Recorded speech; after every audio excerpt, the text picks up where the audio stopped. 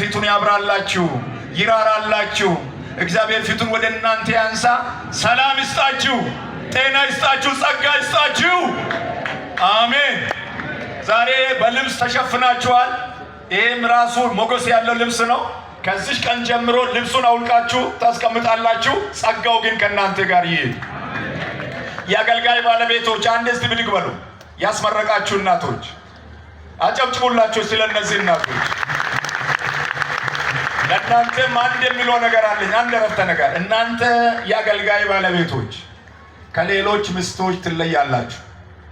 አገልጋያችሁን ጾም ጸልይ አሩናጥና ሚመናንን ጎብኝ አስተምር እንድትሉ አደራ ሰጣለሁ